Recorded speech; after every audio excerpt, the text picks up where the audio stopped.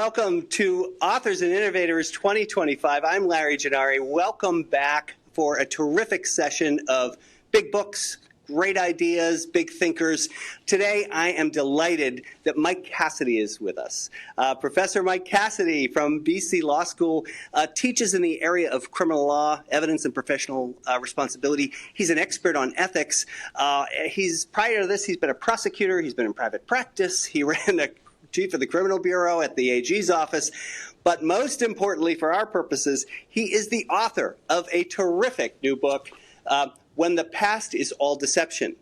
Little departure for us here at Authors and Innovators. We usually cover nonfiction, but I'm making a very big exception because this is based on a cold case. Mike Cassidy, welcome. Thank you, Larry. Thank you for having me. Really, really excited about this. I read this in one sitting, as will anybody who gets this in my estimation. So, Mike, tell us a little bit about this. It's based on a cold case, and it centers around a character who's also a law professor. Right. Well, I've always wanted to write fiction, and the best advice anybody ever gave me was write about something that you know, Larry. So I thought, well, what do I know? I know criminal law, and I know higher education. Those are the two things I know. So I wrote a murder mystery set in an academic environment.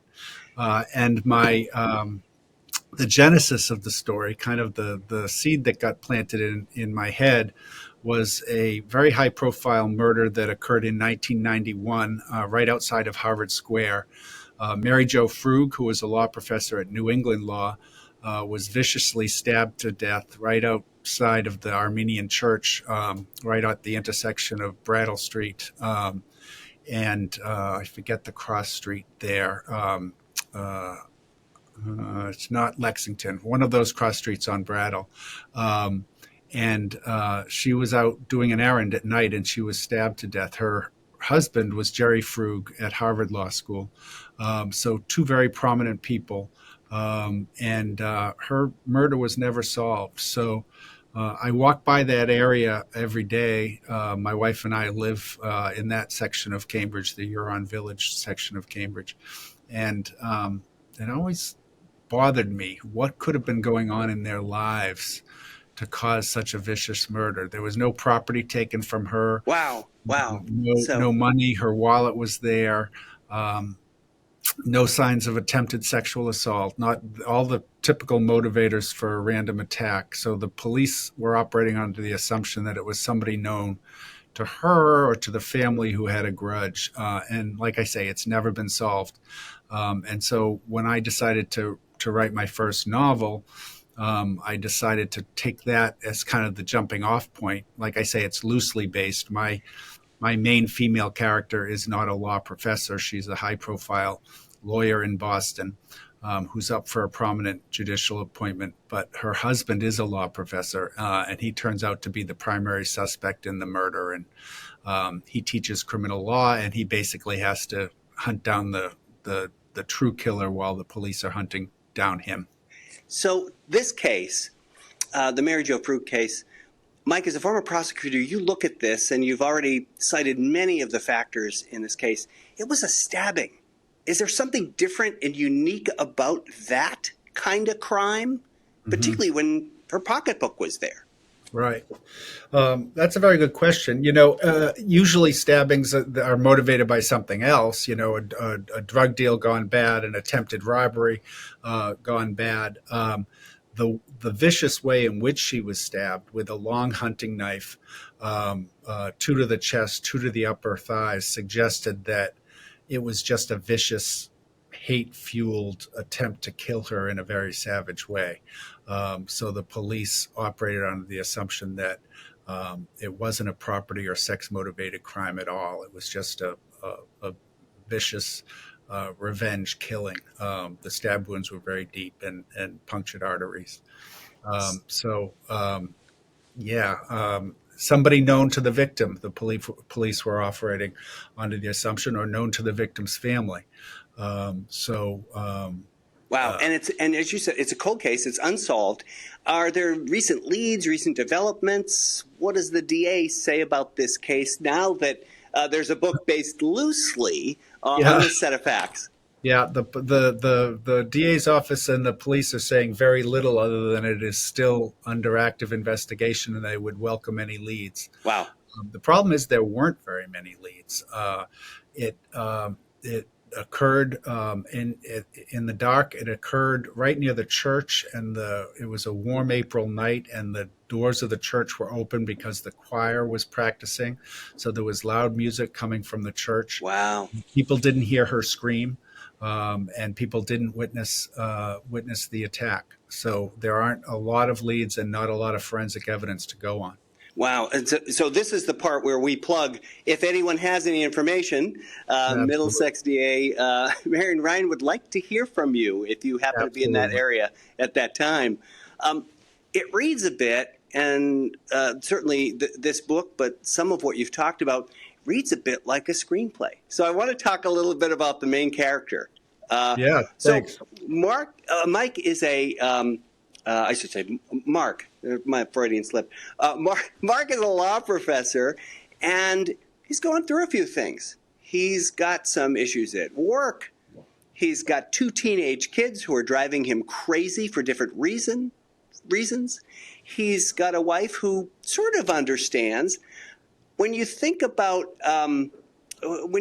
Mark, tell the viewers, without talking about too much, what they can expect when they get introduced to Mark Price. Yeah. So one of my friends who read the book said, "Geez, none of your characters are particularly likable."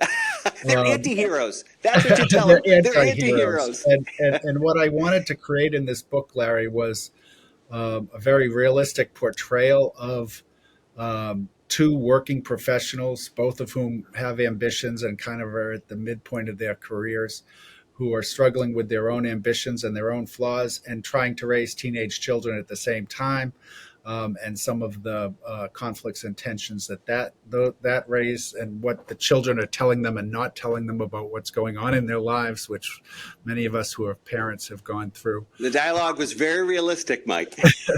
Very realistic.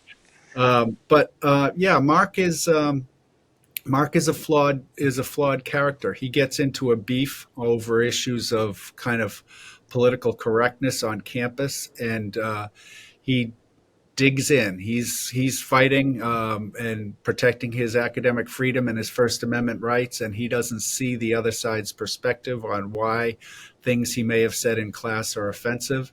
And he suffers for digging his heels in on that issue rather than compromising. But he can't find it within himself to compromise on what he feels is an issue of his academic freedom. So he's kind of being ostracized a little bit at work. He's drinking a little bit too much, and he's seeing his wife's career kind of spiral ahead of his. She's up for a big judicial appointment. The atmosphere I wanted to create in writing the book is, you saw the family dynamics here, all 4 of them, the 2 parents and the teenage kids, and you saw a train wreck about to happen, but you couldn't take your eyes off the train wreck. It's well put. Great foreboding. And everybody in the book gets their comeuppance in some way, shape, or form. I don't want to get too much into the book, as I said, no spoiler alerts. But I want to talk about an area that you know well, attorney-client privilege. So for our business audience who might be listening to this, they've heard the words, they've heard about attorney-client privilege. Mike, what is that? Why does it matter in the way lawyers practice and engage with each other and engage with the world? Yeah. So it matters a lot because we want our clients to tell us their problems and be frank with us, and we think that we can't represent them well unless they feel at liberty to tell us the facts of their case and their circumstances. And because we see that there's a social value to good representation, we're willing to privilege those conversations. And there are lots of exceptions to the attorney-client privilege, perhaps the most well-known being the crime-fraud exception, which we all learn in law school and was litigated just recently. And talk about what that is, Mike. Oh, sure. Our audience. So you can't go to a lawyer and say, help me commit a bank fraud. I want to defraud the bank of money. Can you help me? That conversation wouldn't be privileged because you are seeking the lawyer's assistance in committing a future crime. You can seek a lawyer's assistance in help to protect you from committing a past crime, but you can't seek the lawyer's assistance in a future crime. And that recently got litigated in Jack Smith's investigation Right. of Trump, because Eastman, who was the Trump's outside legal counsel, advising him on the so-called false electors scheme, the court ruled that that was a future crime, that was a future fraud, and those conversations weren't privileged. Yeah, But one of those exceptions to the attorney-client privilege plays out prominently in this novel, because Susan, the female protagonist, has a distinguished career as a criminal defense lawyer before she gets appointed to the SJC. And she buried a client confidence that comes back to haunt her. And the question is, did she act ethically or not in failing to reveal that client confidence? If only law school exams were this interesting. So Mike, I want to talk a little bit about that, and because it's such an important area and clearly one of your expertise. So many shows, in fact, some of the top-rated shows on television and streaming are cop shows, and many of them focus on defense lawyers. Mm-hmm. What do they get right, and what do they get largely wrong, Mike, as an experienced prosecutor, as somebody looking at these? Mm-hmm. What are the things on those shows that you'll say, yeah, that's familiar, or good grief, that never happens? Yeah, they tend to get a couple things wrong. If you watch television or movies, everything goes to trial, right? Quickly. Where we know that 97% of cases are subject to a plea bargain and a compromise.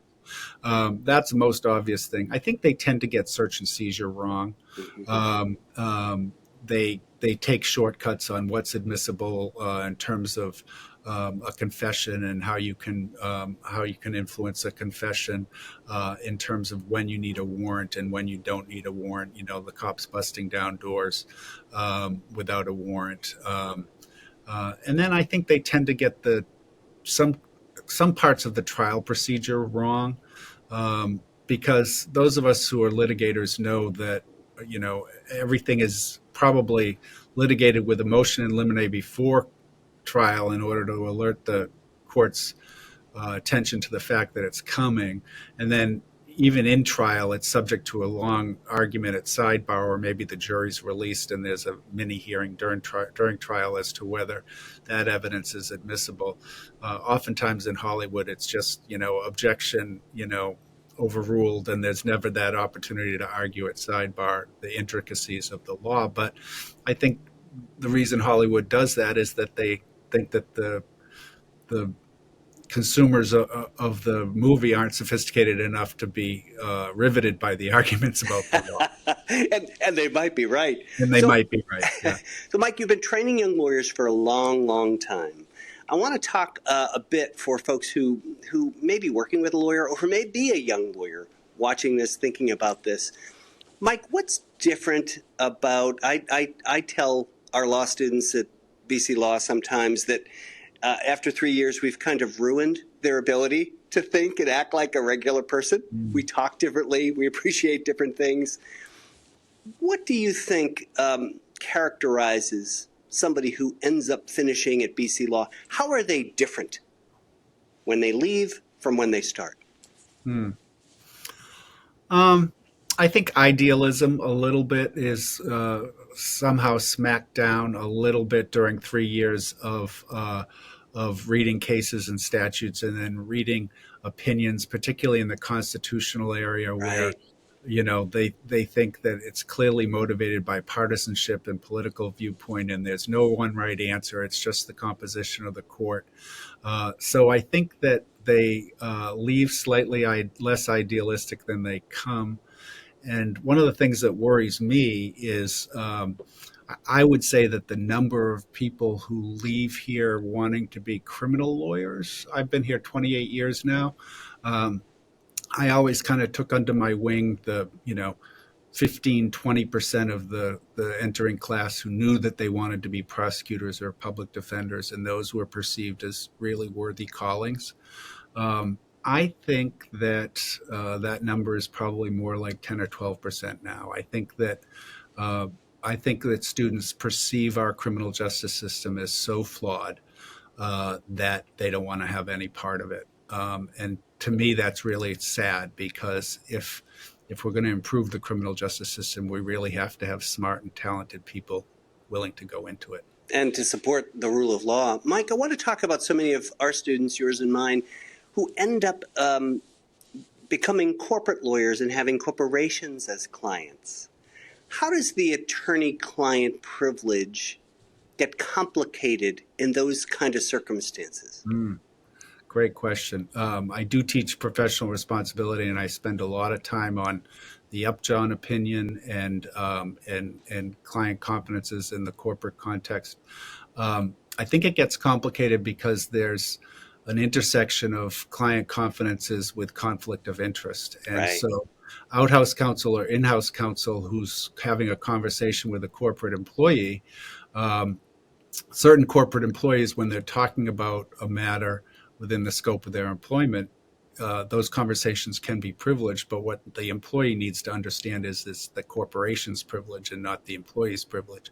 So you almost have to give a mini warning to the employee and explain to them, I represent the corporation. If you want to get your own counsel, you can get counsel, but what you say to me will be held in confidence, except for you should understand that it is the corporation who can disclose it and waive it because it's the corporation's privilege. So it's almost like a mini Miranda warning in the corporate context, because let's say the corporation is doing battle with the Department of Justice who wants information.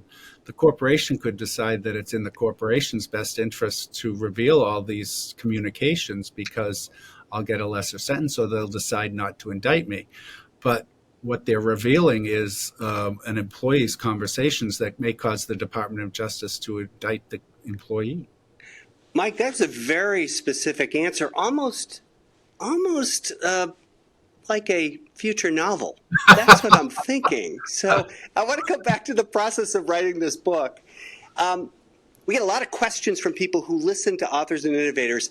How do you start? What's your process? And how do you get something from here into this? Can you talk a little bit about your process, how long it took, and how audacious a task it was to say, I've got a story to tell, and I've got to find a way to do it. Talk a bit about timing and process of writing. Sure. So it basically took me 2 summers of writing. Because I really don't have any time during the academic year, but I do have more time in the summer. And what I started with was an idea, and then I turned that idea into a plot outline. And then I did a character analysis, which is a separate document where I, just described my 7 or 8 major characters. And then I just started writing, and I'd write, and then I'd have another idea, so I'd go back and change the outline because I thought of a new direction. How did you write? On the computer, on good old-fashioned paper, and for how long? Computer. Yeah, I just did a Word document, and I'd write, revise. The best advice anybody ever gave me was writing is a little bit like sculpting. You have to get the pot on the wheel before you start shaping it. So don't make everything perfect. Just get it up there, and then you can shape it later. So writing, revising. That turned out to be the most enjoyable and the most fun part, Larry. The least fun part was shopping for agents. As a first-time author, the publishing business now is really hard for new people to break in, and agents have so many manuscripts and they might not get to yours, and even if they get to you, it's like a camel passing through the eye of a needle. So that was a little bit discouraging. And then I learned about the direct-to-publisher industry, where you can just give it to a hybrid publisher and they might accept it without an agent. And that's the direction I went with Atmosphere, which I would highly recommend for first-time authors. They did a really good job on it. I love it. How did you find that? You're resourceful. You're a lawyer. You're a great writer. You do a lot of academic writing. How did you find that kind of network when you said, I've got this book? did you then go and find somebody, or did you have it at the outset and say, I've got a great idea, I've got to find somebody and see if I can get this done?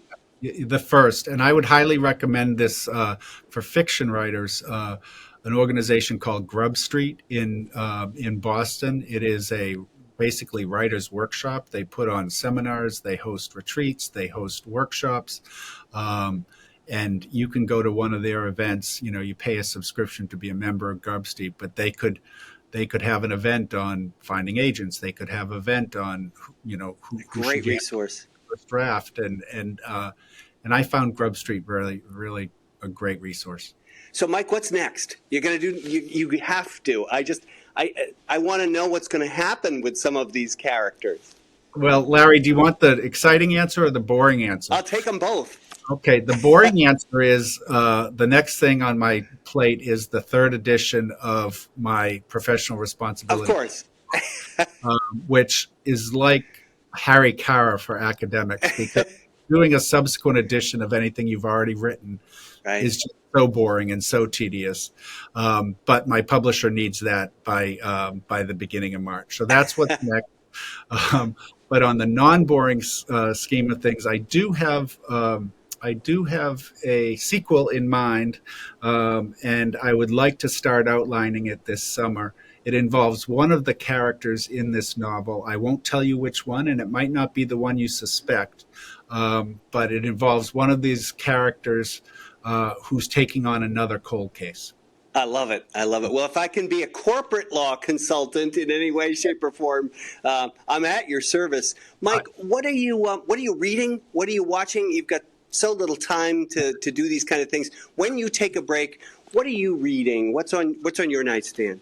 Okay, right now on my nightstand is it's actually a little older book, but I came to him through a movie that was made out of one of his other books, Eric Larson's Devil in the White City. Oh, wow. Yeah, great book. Great author. Yeah, great author, and it's based on the World's Fair in Chicago and a serial murderer who was plaguing the city at the same time. I find it fascinating. It is a crime story, but you're also learning a lot about history while you're reading it. What I'm watching is Apple's show Severed. I don't know if you've seen it. Oh, I haven't. Tell me. So Adam Scott is an employee at this company that has invented a process to destroy your memory when you leave the company. So when you're home, you remember nothing about what's happening at work, and when wouldn't that be great? You remember nothing about what's happening at home. And there's all this mishigosh that's going on in the company that they are trying to hide from their employees. And it's a real thriller, but it's almost like a science fiction thriller, but it's really well done. Wow. Lots of room for inspiration. Mike Cassidy, the author of When the Past is All Deception. Mike, we can get this at just about any local bookstore, I hope. Well, some of them have it, some of them don't. But if you can't find it at your bookstore, Barnes & Noble or Amazon. Outstanding. Mike Cassidy, thank you so much. Larry, thanks for having me. Hopefully, folks will be reading this, and we'll get some comments at authorsinnovators.org. Thanks for listening, folks. Thank you, Larry. Thank you, Mike.